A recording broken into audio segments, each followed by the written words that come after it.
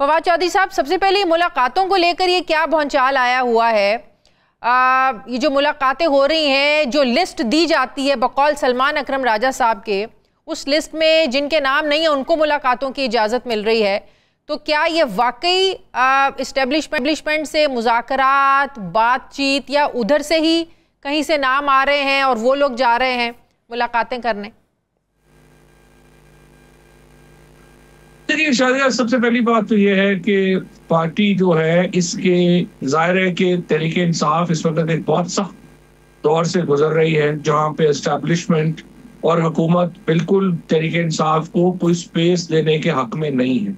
लिहाजा वो हर वो काम करते हैं जिससे कि पार्टी कमजोर हो, और इस पे सोने पे सुहागा ये हो गया है कि तहरीक इंसाफ को एक ऐसी लीडरशिप के हवाले कर दिया गया है जो बिल्कुल एक खिलंडरे बच्चे हैं, जिनको कोई समझ नहीं है कि वो क्या कर रहे हैं क्या नहीं कर रहे। सलमान राजा साहब की जो मुझे आप बताइए, आपने 3 दफा अपने इंट्रो में कहा कि वो लिस्ट देते हैं, उनको क्या हक है लिस्ट देने का? देखिए, कोई पार्टी के अंदर कोई कमेटी होगी, कोई पॉलिटिकल कमेटी है, कोई कोर कमेटी है जो लिस्ट बनाएगी, जो देगी, ये लोग मिलेंगे। सलमान राजा तो खुद अजनबी हैं, वो तो जानते ही नहीं किसी को तहरीक इंसाफ में उनको कोई नहीं जानता, तो वो किस हैसियत से लिस्ट दे सकते हैं? फिर उन्होंने जो बयान दे दिया अदालत के अंदर और कह दिया कि जी ये कोई बंदा बात नहीं करेगा बाहर, इमरान खान की बात पहुंचाई नहीं जाएगी। देखिए ना, इमरान खान से मुलाकात और क्या आपने वहां पे करना, क्या अपनी जाती PR के लिए करनी है तो अलग बात है, अदरवाइज तो जाहिर है इमरान खान से मुलाकात का जो बुनियादी मकसद है वो ये है कि उनका पैगाम जो है वो उनके चाहने वालों तक, PTI के वोटरों तक पहुंचे। आपने वो वैसे ही रोक दिया अदालत में कमिटमेंट करके। तो सलमान राजा ने तो पार्टी को बहुत नुकसान पहुंचाया है, और ये वो होते कौन है ये कहने वाले कि मैं लिस्ट दूंगा और मेरी लिस्ट के अलावा कोई और जो है वो नहीं जाएगा। और 25 तारीख को कहते, जैसे गौहर ने कहा कि जब उनको नहीं रोका गया तो बहनों को रोका गया तो वो खुद चले गए, और इस दफा जब रोका गया तो वो बहुत ही नाराज है। तो वो एक इस तरह समझ रहे हैं जैसे वो रेजिमेंट चला रहे हैं। अगर ऐसी शख्सियात पार्टी को नुकसान पहुंचा रही हैं फवाद, तो बैरिस्टर गौहर जाते हैं मिलने के लिए, अली जफर साहब मिलने के लिए जाते हैं, गंडापुर साहब मिलने के लिए जाते हैं, तो फिर तो सारी सिचुएशन इमरान खान साहब के नॉलेज में आती होगी ना कि बाहर कौन क्या कर रहा है।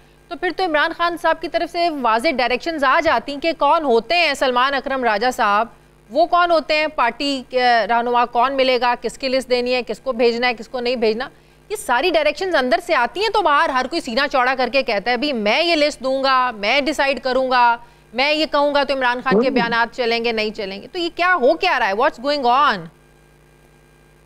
नहीं शाजिया, कोई ऐसी डायरेक्शन नहीं आती है। मैंने खुद जब खान साहब से जब भी मेरी मुलाकात हुई है तो मैंने ये देखा है कि वो जो बात करते हैं बाहर तो बिल्कुल मुख्तलिफ बात होती है।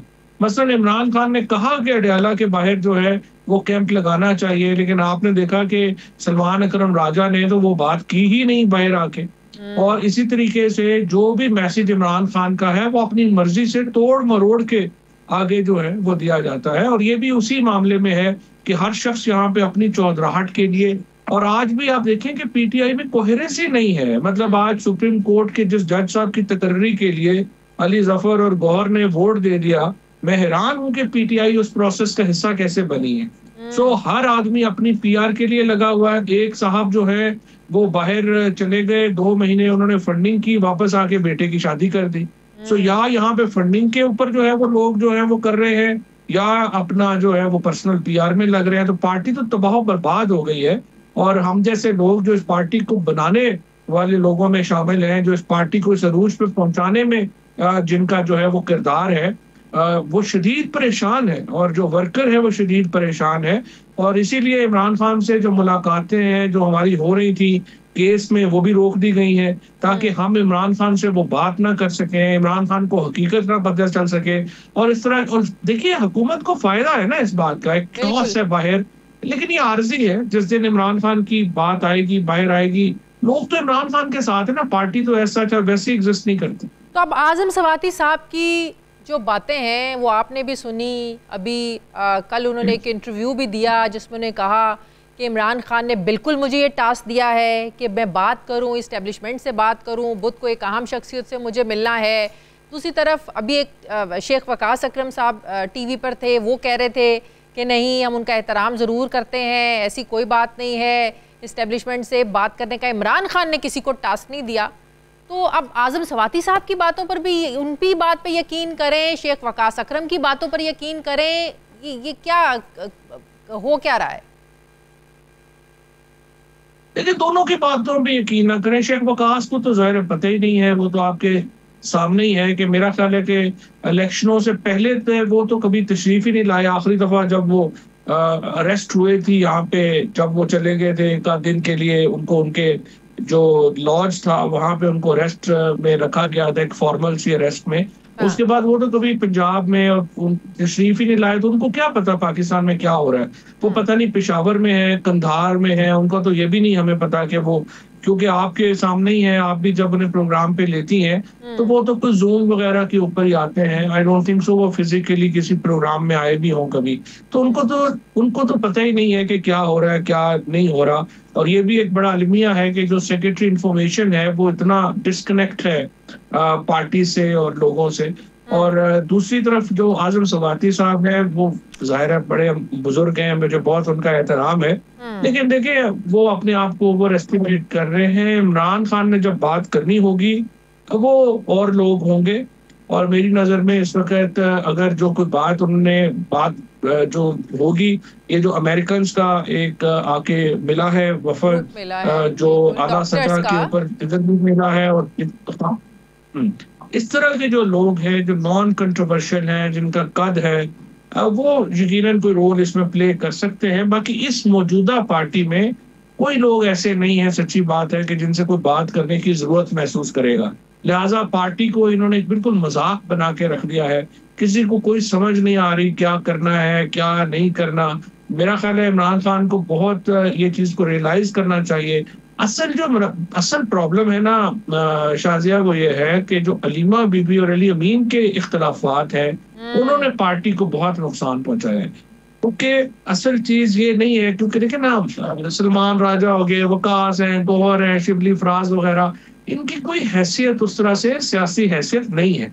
असल जो इस वक्त वर्कर है वो अलीमा बीबी के साथ जुड़ता है और फैमिली के साथ जुड़ता है, और अली अमीन की एक बहुत इंपॉर्टेंट एग्जीक्यूटिव पोजीशन।